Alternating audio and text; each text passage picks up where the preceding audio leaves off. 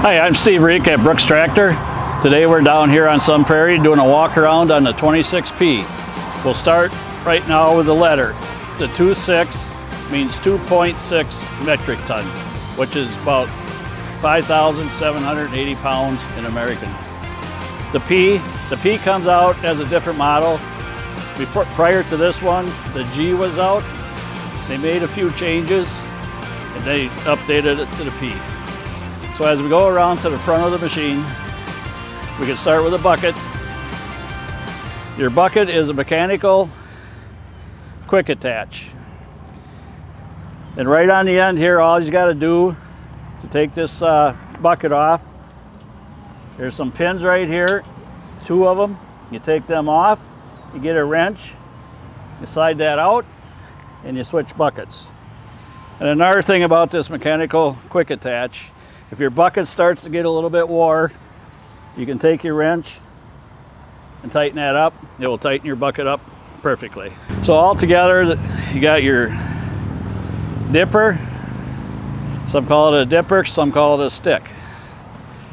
So we'll just call it the dipper part, and you got the boom part. This is 4 foot 11 inches. This would be 14 going all the way back. Altogether, when you got your boom and stick reached all the way out, it reaches out to 15.2. 15.2 straight out, 14.1 if you're digging up high.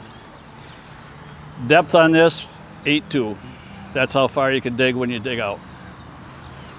And on the end of these booms, John Deere makes the hydraulics come out here. So if you want to put a hydraulic thumb on this particular machine, you just have to buy the hydraulic thumb, pin it in, pin it down here, hook up your lines. There's endless attachments that you can put on this boom and stick combination.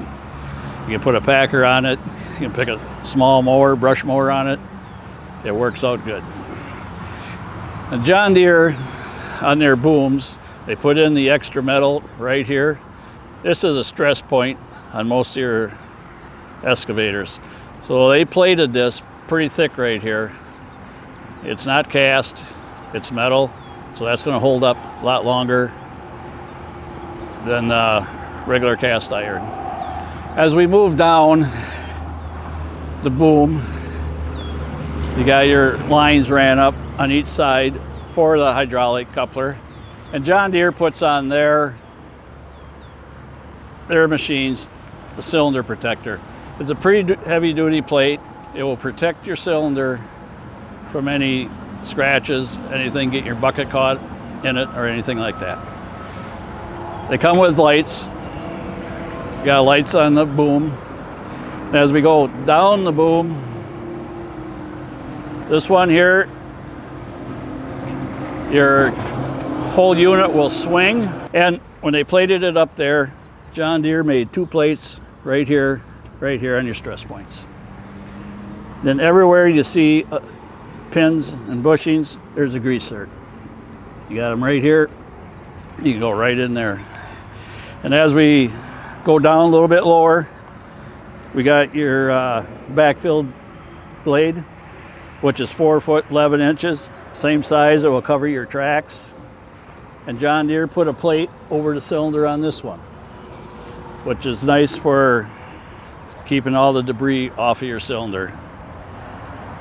And another thing, it's actually called the backfill blade, but a lot of people will use this when you start the machine up.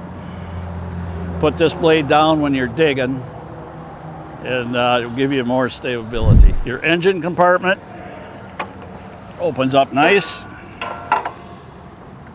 It locks there. You got your fuel filters, you got your engine check, and you have a oil filter you can get at. So this all opens up nice. This is a Yanmar 20 horsepower engine. As we come around to the side, we got a panel that opens up. Your batteries in here, your radiator. You can keep that clean because it's right here in the open. Then you can open this panel up here Hydraulics fill is right up on top. Fuel fill right here. It's all easy access to get to. Check-in points. Just always make sure these are clamped down, because if you go down the road, they'll flip up. So we'll go around to the cab part of it. So here we are. We got a ROPS cab right now. John Deere makes this in a cab style. So the cab style is going to be a little bit heavier. You're at 6,011 pounds, I think. To operate this, your backfill blade is always going forward. So what I mean by that, when you push these levers forward, you're going to go forward. Push them back, you're going to go in reverse. If you accidentally had this flipped around, they're going to work opposite. So if we were turned around, you push forward, you'd be going backwards. And on your travel sticks, you can do it with your hand. Otherwise, they got to flip down. Flip down, you can do it with your foot. And there's a pedal a little farther over. It's got a safety on here. That will turn just your boom and your dipper.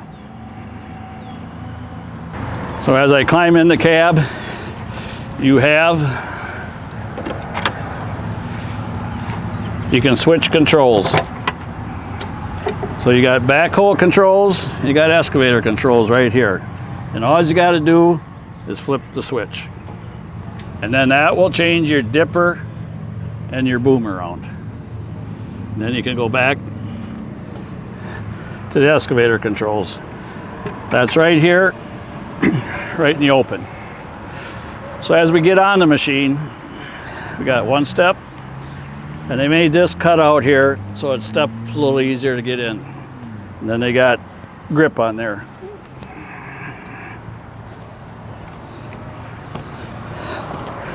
So once you get on the machine, make sure the coast is clear from people being around you. Now we're going to start it up. Once you get it started up, to run your controls, you got to put this down. This will activate your hydraulics. Put your boom up, boom in. And if you go back to this other foot pedal way on the right will swing your boom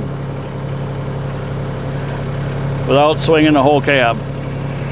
So when you get in tight spots, you can dig with that.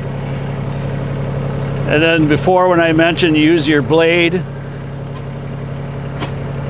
put it down like that, and then when you're digging, it's better stability. So to operate the blade, back drag blade, there's a lever over here on the right. Here is your backfill blade right up here. And auxiliary hydraulics is right up here to control. There's a little switch. If you have a thumb on here, you just control it right here. Easy access to that. As we move back from the joysticks, we got the throttle right here. And next one here, you got some lights that light up. This is your 2-speed. You got a rabbit and you got a turtle. The orange one is your backup alarm. If you're using backing up, this will automatically come on. You can shut that off so it ain't making a beeping sound. Then next one over is your lights. Then John Deere puts a cup holder here. And most of your maintenance schedules are right on top of the cab. You got your lubricants, then how many hours, everything is right here.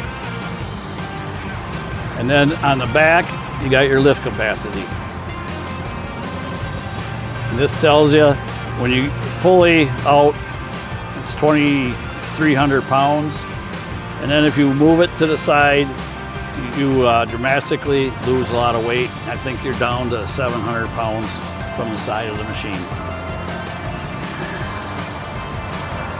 Then you got a seat belt on here.